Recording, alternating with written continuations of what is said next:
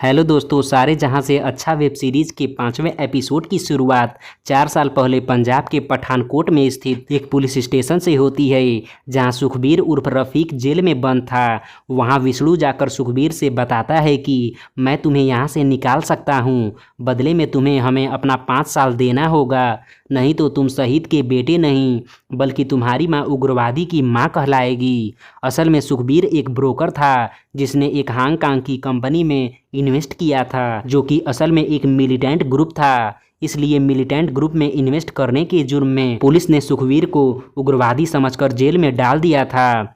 And फिर सुखबीर अपनी माँ के लिए राज ज्वाइन करने के लिए तैयार हो जाता है। लेकिन सुखबीर की एक खास बात थी कि उससे बातों में कोई नहीं जीत सकता था। एंड फिर सीन प्रेजेंट में रिजवान के घर मातम का होता है, जहां रफ़ीक जाता है और नसीम को सांत्वना देता है, क्योंकि नसीम का उसके भाई के अलावा इस दुनिया में कोई नहीं था। तभी वहां मुर्जा और उसकी टीम आती है और सबको घर के बाहर निकालकर घर की तलाशी लेने लगती है, जहां उन्हें ट्रांसमीटर मिलता है। तब हमें पता चलता है कि बैंक मैनेजर पारिजात ने अपने आप को बचाने के लिए मुर्जा को बता दिया था कि रिजवान एक रा का जासूस है। आगे हमें पता चलता है कि रफ़ीक ने ही वो ट्रांसमीटर रिजवान के घर में छिपाया था ताकि मुर्जा का सारा शक रिजवान पर जा सके।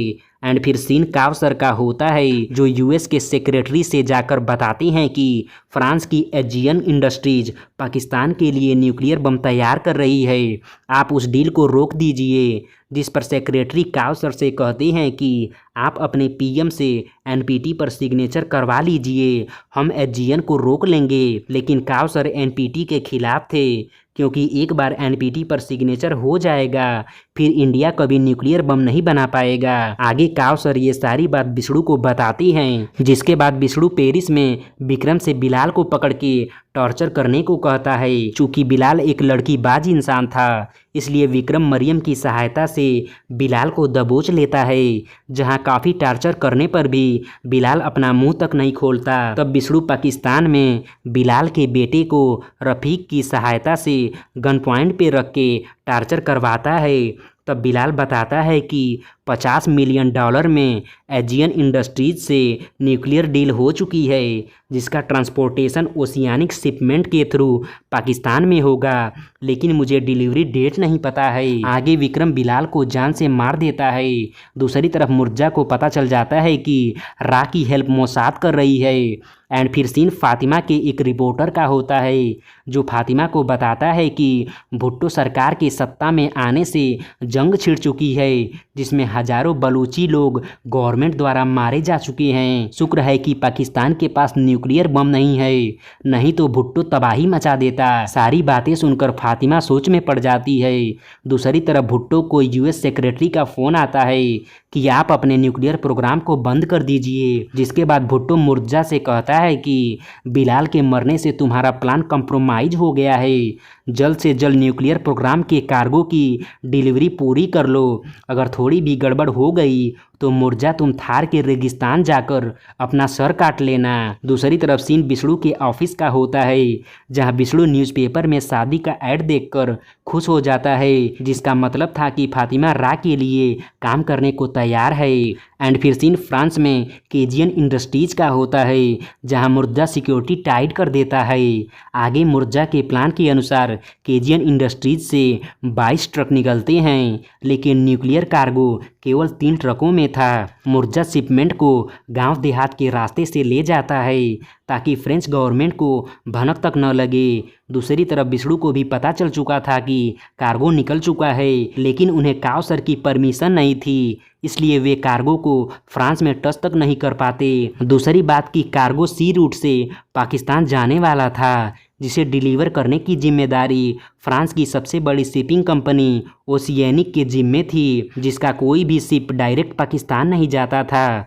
अब विष्णु के पास एकमात्र रास्ता था कि वो कार्गो को पाकिस्तानी पोर्ट पर लैंड करते हुए इंटरसेप्ट करे। लेकिन विष्णु को एक बात पता था कि मुर्जा कार्गो को कराची जैसे व्यस्त पोर्ट पर नहीं उतारेगा, वो कार्गो को गद्दानी पोर्ट पर ही लाएगा, क्योंकि हाल ही में गद्दानी पोर्ट पर क्रेन इंस्टॉल किया गया था और वहां पर ज़्यादा भीड़ नहीं रहती। लेकिन विष्णु के लिए सबसे बड़ी समस्या यह थी कि उसे एग्जैक्ट डिलीवरी डेट नहीं पता था, इसी के साथ 5वां एपिसोड खत्म हो जाता है।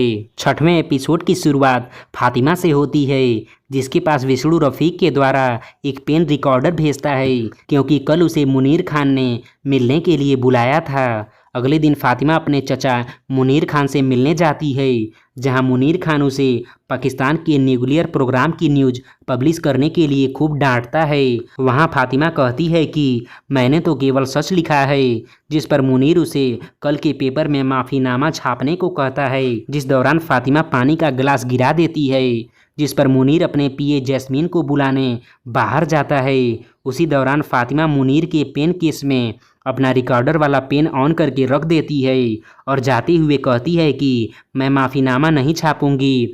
मुनीर खान से फातिमा की मीटिंग की खबर जब मुर्जा को चलती है तो वो मुनीर खान से मिलने जाता है और उन्हें डांटता है कि मैंने आपको मना किया था किसी से मिलने के लिए, फिर आप रिपोर्टर से क्यों मिले। ये सारी बातें विष्णु पेन रिकॉर्डर के माध्यम से सुन रहा था। आगे बातचीत के दौरान मुर्जा बताता है कि डिलीवरी डेट 15 तारीख को है, जिस पर मुनीर कहता है कि आपके सिक्योरिटी में लगे सेंध की वजह से मुझे नहीं लगता है कि ये डिलीवरी 15 तारीख तक पूरी हो पाएगी। तब मुर्जा बताता है कि जब तक कार्गो पाकिस्तान नहीं पहुंच जाता तब तक आप अपना मुंह बंद रखिए। चूँकि डिलीवरी में 5 ही दिन बचे थे, इसलिए विष्णु पूरी प्लानिंग करके काउसर को बताता है कि आईएसआई रिएक्टर को डिसमेंटल करके ला रही है, इसलिए उसमें कोई भी रेडियो एक्टिव नहीं होगा। अब आप मुझे खुली छूट दे दीजिए, क्योंकि मैं उस रिएक्टर को ही ब्लास्ट करने वाला हूं, जिसके लिए मैंने कोवर्ट टीम तैयार कर ली है, जिसमें यासिर अब्बास वेपन एक्सपर्ट है, रघुवीर Singh sharp shooter, Udaybhan Singh explosive expert और चौथा इंसान रफीक मतलब सुखबीर है। एंड फिर हमें गद्दानी पोर्ट दिखाया जाता है, जो कि आर्मी का कंटोनमेंट बन चुका था। आगे रफीक चारों ट्रकों को उड़ाने के लिए 45 केजी आरडीएक्स की व्यवस्था करता है। दूसरी तरफ मुर्जा को पता चल जाता है कि विष्णु 2 दिनों से गायब है, इसलिए वो विष्णु का फोटो सारे चेक पॉइंट पर सर्कुलेट करके पकड़ने का आदेश देता है और सिक्योरिटी डबल कर देता है। एंड फिर हमें पता चलता है कि विष्णु की टीम कार्गो लदे ट्रकों के गुजरने वाले रास्ते के नीचे बने टनल को उड़ाने की तैयारी में है। वहीं विष्णु सुखबीर से कहता है कि इस मिशन के पूरा होने के बाद तुम्हें और नसीम को कहीं दूसरे देश में सेटल कर दूंगा। एंड फिर अगली शाम 5 बजे पांचों टनल में आरडीएक्स प्लांट करने लगती हैं। दूसरी तरफ ओशियानिक शिप पोर्ट पर पहुंच जाती है। एंड फिर सीन टनल का होता है, जहां पाकिस्तानी सैनिक आ जाते हैं, जिन्हें विष्णु की टीम मार गिराती है, लेकिन एक सैनिक मुर्जा को मुठभेड़ की सूचना दे देता है, जिसके बाद मुर्जा वॉकी टॉकी पर बैकअप भेजने की बात करता है, जिस पर विष्णु कहता है कि अब हमें शिप पर ही अटैक करना होगा। आगे विष्णु और रफीक को छोड़कर यासिर, रघुवीर और उदयभान पाकिस्तानी सैनिकों की वर्दी पहन लेते हैं। विष्णु उन्हें बता देता है कि कार्गो पर रेडियो एक्टिव का सिंबल बना होगा, उसी कंटेनर को उड़ाना है। एंड फिर विष्णु वाच टावर में पोजीशन ले लेता है और रफीक पता नहीं कौन सा काम करने के लिए सबसे अलग निकल जाता है।